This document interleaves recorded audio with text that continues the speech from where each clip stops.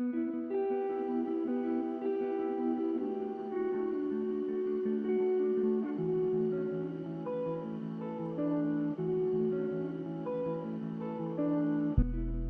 bom dia.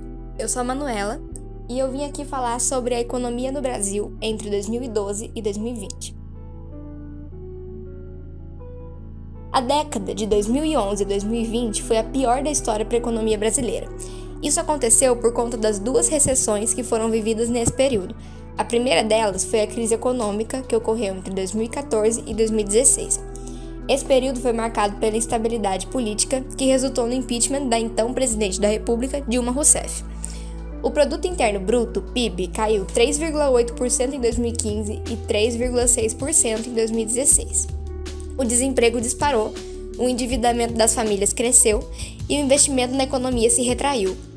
Analistas acreditavam que após a crise, a retomada aconteceria a partir de 2017 e iria ganhar força nos anos seguintes, mas não foi isso que aconteceu.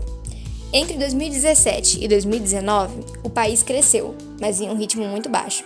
Até o início da pandemia, o PIB brasileiro ainda não tinha voltado ao nível anterior à crise de 2014. Em 2020, a chegada do coronavírus agravou o cenário brasileiro. As perdas da recessão da pandemia foram acumuladas junto às perdas da crise anterior. A economia brasileira já vinha registrando expansão anual a ritmos baixos. Em 2017, o PIB cresceu 1,3%, em 2018, 1,8% e em 2019, 1,4%. Em 2020, o crescimento baixo virou retração. A queda da economia no ano de 2020 é resultado direto da pandemia, que levou à paralisação parcial da atividade a partir de março. Seja por imposição de restrições à circulação impostas pelo poder público ou por medo de sair nas ruas, muitas pessoas ficaram em casa e reduziram seu consumo. Com menos dinheiro circulando, as empresas tiveram que fazer ajustes nas contas, e isso muitas vezes significou demitir funcionários. Nesse cenário, o desemprego atingiu patamares recordes e fechou 2020 com a maior taxa média da série do IBGE, iniciada em 2012. Em outubro de 2020, a inflação alcançou o maior valor por mês desde 2002. O indicador acumula alta de 2,22% e segue abaixo do centro da meta do governo para a economia do Brasil. Neste ano de 2021, a economia do Brasil apresenta sinais de recuperação e o PIB deve crescer 5,3% ainda em 2021, segundo um relatório do FMI. As exportações cresceram 36%, respondendo positivamente ao novo cenário de retomada da economia mundial. A educação no Brasil começa com a chegada dos portugueses, quando os padres assumiram o papel de catequistas e professores dos índios. Assim, a história tem seu início marcado pela relação estabelecida entre religião e letramento, até que os jesuítas foram expulsos do país em 1759. Muitos anos depois, a responsabilidade da educação coube ao Estado. A educação formal no Brasil tem início em 1549, quando o padre Manuel da Nóbrega chegou ao país.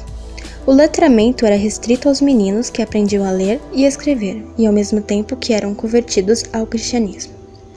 O principal objetivo dos jesuítas era a propagação de ensinamentos religiosos aos seus alunos, de quem esperavam obediência total. Apenas em meados do século XX, o processo de expansão da escolarização básica no país começou, em que o seu crescimento em termos de rede pública de ensino se deu no fim dos anos 70 e início dos anos 80.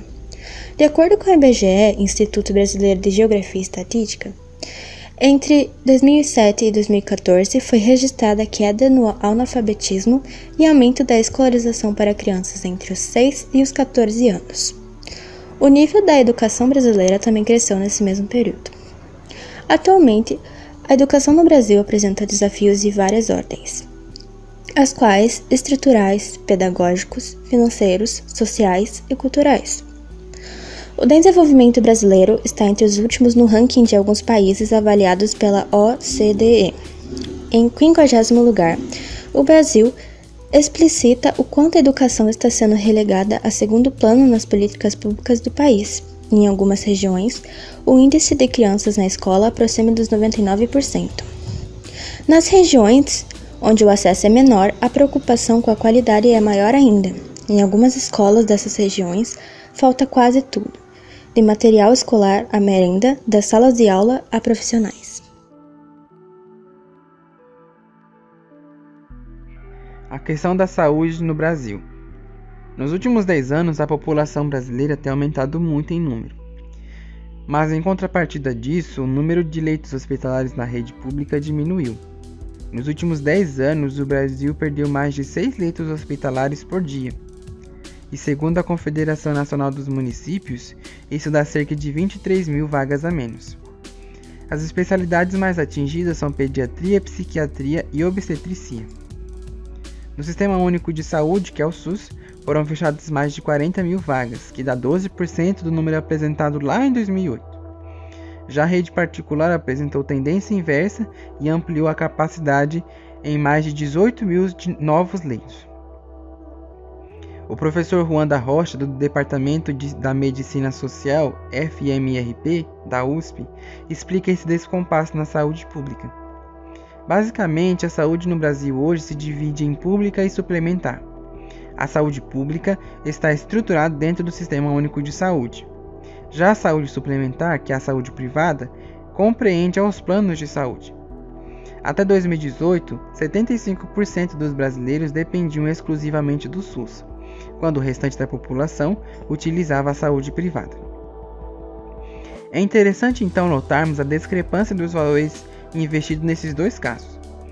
Em uma de suas palestras, Drauzio Varela mostrou que o SUS investe cerca de 103 bilhões por ano e atende 75% da população brasileira. Já a saúde suplementar atende apenas 25% dos cidadãos e investe 90,5 bilhões. Isso quer dizer que os gastos por paciente são em média 3 vezes mais altos na saúde suplementar do que na saúde pública. Atualmente, segundo os dados do Conselho Federal de Medicina, o Brasil conta com 453.726 médicos. Isso se dá por conta da abertura de diversas escolas de medicina desde os anos de 1970. Além disso, outros fatores contribuíram para o aumento desses profissionais no mercado de trabalho. O Brasil e a Covid-19. Considerando os dados de 16 de nove de 2021, foram até agora mais de 20,17 milhões de infectados. Tendo então, até o momento, 589 mil mortes. E nas últimas 24 horas foram registrados mais de 643 casos. A vacinação, que hoje já está em todo o Brasil, deu-se início no estado de São Paulo em fevereiro. O Brasil, no momento, já se encontra com mais de 217 milhões de vacinados com primeira dose. No combate à pandemia, hospitais públicos e privados em todo o Brasil abriram mais de 21,401 mil leitos de UTI, destacados exclusivamente para atendimento de pacientes com Covid-19. E isso se deu entre fevereiro de 2020 e janeiro de 2021. Sendo assim, isso representa em média uma unidade de terapia intensiva para aproximadamente 10 mil brasileiros. No entanto, quando avaliamos esses dados, isso nos indica que a distribuição reflete desigualdades sociais, econômicas e regionais no país. Ocorreram também diversos casos de corrupção na compra de vacinas, troca de ministros e outros acontecimentos muito importantes entre os anos de 2020 e 2021. Desde 2011, tivemos algumas trocas de ministros da saúde. Por exemplo, tivemos no comando da Organização da Saúde Alexandre Padilha, Arthur Chiorro, Marcelo Castro, Ricardo Barros, Gilberto Otti, Luiz Henrique Mandetta, Nelson Taiti e Eduardo Pazuello. Então, quando analisamos esses diversos fatos sobre a saúde no Brasil, é possível se destacar que ainda existem muitos e muitos casos e muitas vertentes a serem acertadas para que o Brasil tenha, então, uma qualidade de saúde decente.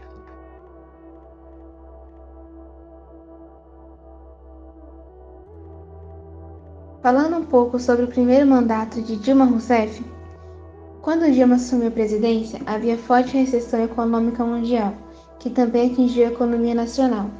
Tentando reverter essa crise, durante seu governo foi criado um modelo econômico chamado Nova Matriz Econômica.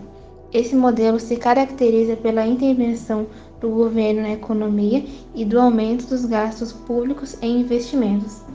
As taxas de juros foram reduzidas, facilitando o crédito para as empresas e pessoas físicas. Essas medidas, no entanto, não contiveram a crise econômica, que acarretou uma crise política do governo Dilma. Dilma deu continuidade ao PAC, Programa de Aceleração do Crescimento, e ao Minha Casa Minha Vida, ambos criados no governo Lula. Deu continuidade também ao Bolsa Família, criado pelo governo Lula a partir da unificação de outros programas já existentes. A presidenta criou o Programa Mais Médicos e o Programa Pronatec, o qual visava que mais estudantes fizessem curso técnico no Brasil. No ano de 2014, vieram à tona casos de desvio e lavagem de dinheiro envolvendo a Petrobras.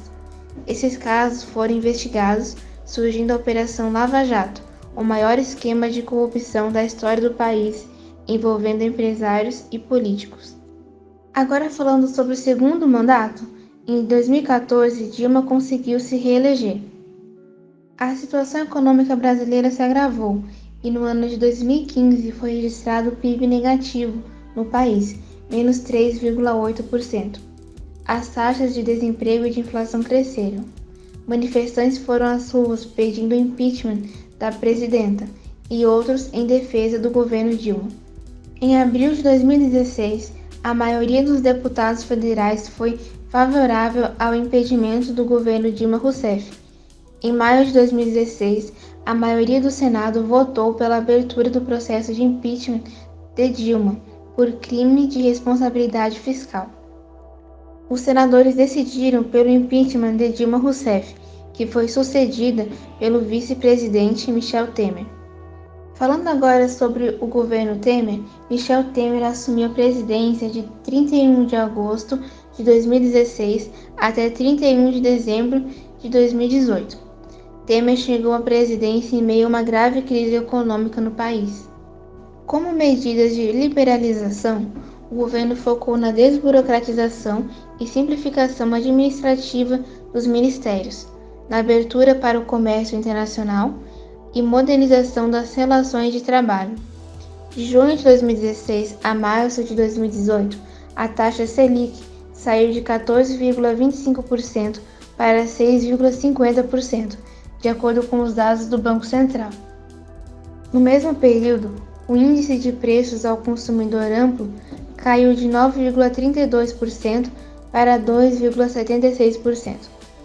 O governo conseguiu aprovar várias medidas na área econômica, como o controle dos gastos públicos por intermédio da PEC 55, que impôs limites a gastos futuros do governo federal, a reforma trabalhista de 2017 e a liberalização da terceirização para as principais funções da empresa com a lei da terceirização. Houve também mudanças no campo social e no ensino médio, estabelecendo a Base Nacional Comum Curricular. Falando agora sobre o governo Jair Bolsonaro, durante a eleição para a presidência, Jair Bolsonaro sofreu uma facada, entretanto, sobreviveu e ganhou a eleição, mesmo tendo poucos recursos. O governo Bolsonaro teve início em 1º de janeiro de 2019 e está previsto terminar no dia 31 de dezembro de 2022. Bolsonaro incorporou à gestão uma pauta conservadora nos costumes e liberal na economia, com o lema Brasil acima de tudo e Deus acima de todos, e forte enfoque na família e nacionalismo. Entrou em choque com boa parte da mídia em virtude de declarações polêmicas. Utilizadas durante toda a campanha, as redes sociais se tornaram a principal forma de Bolsonaro se dirigir aos apoiadores. Colocou ministros e presidentes de estatais técnicos e oriundos das Forças Armadas em áreas como economia, saúde, educação, meio ambiente e entre outros. Essa nova forma de se relacionar com o mundo político torna seu governo bastante conturbado politicamente. Atualmente, há constantes tentativas de impeachment pela oposição. Vem ocorrendo vários protestos pró e contra o presidente. Falando agora sobre educação, a maior mudança foi o enfoque em educação básica e na alfabetização. Também foi proposta a ampliação das escolas militares e cívico-militares. Sobre as reformas, foi aprovada a reforma da Previdência e atualmente está em andamento a reforma tributária e a reforma administrativa. Quanto às medidas na área econômica, em 2019, o presidente sancionou a Lei da Liberdade Econômica, que visa reduzir a burocracia nas atividades econômicas e facilitar a abertura e o funcionamento de empresas. O presidente vem realizando as privatizações de empresas e concessões de portos, aeroportos, estradas e ferrovias. Falando agora sobre segurança, alegando o direito à defesa pessoal, o governo facilitou a compra de armas para os civis. Durante o governo Bolsonaro, houve forte redução da criminalidade e recorde na apreensão de drogas. Na pandemia da Covid-19, criou o auxílio emergencial para trabalhadores informais e de baixa renda. Também criou o PRONAMP, programas de empréstimos para micro e pequenas empresas. Sobre a situação atual do Brasil, atualmente o país se encontra na maior crise hídrica dos 91 anos. Além disso, o país está sendo afetado pela crise da pandemia da Covid-19, a qual desencadeou problemas econômicos. A cultura e os costumes brasileiros. Os nossos hábitos culturais receberam elementos e influências de povos indígenas, africanos, portugueses, espanhóis, italianos e japoneses, devido à colonização, à imigração e aos povos que já habitavam aqui. Com isso ocorreu a formação de uma cultura plural, vasta e diversa. Religião. O Brasil é considerado um país laico e por isso ele se posiciona de forma neutra no campo religioso. Dentre as principais religiões praticadas no país estão o cristianismo, umbanda e o candomblé. O cristianismo constitui a maior influência para a formação do nosso povo, principalmente pela vertente católica, que compõe o maior grupo religioso brasileiro, que é um estilo de fé baseado em Cristo e em seus preceitos. No evangelicalismo, é pregado que a Bíblia é a palavra de Deus, e o batismo no Espírito Santo. Já no candomblé, temos rituais muito parecidos com os africanos, com batuques, danças e oferendas. Como advém de povos diferentes, essa religião não é praticada de maneira única e possui ao menos 4 denominações diferentes. A Umbanda, que acredita na existência de um Deus soberano chamado Olorum, nos orixás e entidades espirituais, também chamadas de guias. Música popular. O Brasil é um país muito rico em ritmos musicais, que aqui se originaram e se tornaram conhecidos internacionalmente. Os mais conhecidos são o samba, o forró, sertanejo e MPB. Primeiramente o samba, que é um tipo de música inteiramente brasileiro. Ele foi criado pelos negros a partir de influências africanas do período colonial. Ele sempre fez parte da identidade do povo brasileiro. E por isso o samba de roda baiano e o samba carioca foram levados para o patrimônio imaterial brasileiro. No forró, que é uma manifestação cultural típica da região Nordeste, o seu termo provém da palavra forró-bodó, que significa divertimento, farra. O sertanejo teve sua origem no Brasil a partir da década de 1910. Ela foi produzida por compositores do campo e da cidade que utilizavam principalmente a viola caipira. Hoje em dia, o sertanejo universitário é o tipo de música mais ouvido no Brasil. Já a MPB, que é a sigla para música popular brasileira, é um dos gêneros musicais mais apreciados no Brasil e também internacionalmente. Esse ritmo surgiu em meados da década de 1960, como um desdobramento da bossa nova e que também apresentava influência de diversos estilos musicais, na busca de criar um genuinamente nacional. Culinária.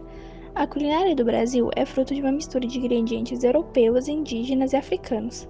Esses faziam adaptações dos seus pratos típicos, substituindo os ingredientes que faltassem por correspondentes locais.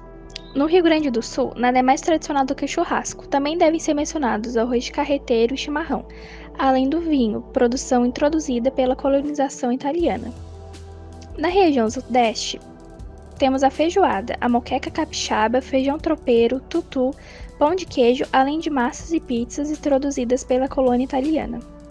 Na região centro-oeste, entre outros pratos, podem ser citados o arroz de carreteiro, o escaldado, pacu frito ou assado, peixe com mandioca, frango com guariroba, espeto, quiabo frito, pirão, caldo de piranha e dourado recheado. Na região Nordeste, a presença africana é nítida na alimentação. Vatapá, sarapatel, caruru, acarajé, abará, bobó de camarão, xinxim de galinha e moqueca de peixe. E por último, na região Norte, nós temos presença da origem indígena, o tacacá, que é uma sopa com tapioca, o camarão seco, pimenta e o tucupi. Festas tradicionais nacionais. As festas populares são marcadas por tradições culinárias, danças, músicas, procissões e brincadeiras. A seguir, vamos falar das festas mais populares do Brasil e que reúnem aspectos culturais brasileiros. As festas juninas realizam-se ao longo do mês de junho, do mês dos santos populares, Santo Antônio, São João e São Pedro. Essa é uma festa carregada de vários tipos de tradições, desde a culinária, a típica dança da quadrilha e as brincadeiras. O Carnaval é uma das festas brasileiras mais conhecidas do mundo. Comemorado em todo o país entre fevereiro e março, cada região apresenta suas particularidades. No Sudeste, por exemplo, é conhecido pelos desfiles das escolas de samba, cujos grêmios recreativos têm a missão de divulgar a cultura através dos enredos escolhidos a cada ano. Já no Nordeste, tem destaques os trios elétricos de Salvador, os bonecos de Olinda, que fazem a alegria dos foliões. Também temos o Círio de Nazaré, onde cerca de 2 milhões de pessoas se envolvem nas festividades em devoção a Nossa Senhora de Nazaré. No segundo domingo de outubro, o círio com a imagem da santa e outros símbolos sai da basílica e vai até a Praça Santuário de Nazaré, onde ela fica ali exposta por uma semana. Os fiéis que acompanham o círio vão até a imagem para demonstrar sua fé e fazer pedidos.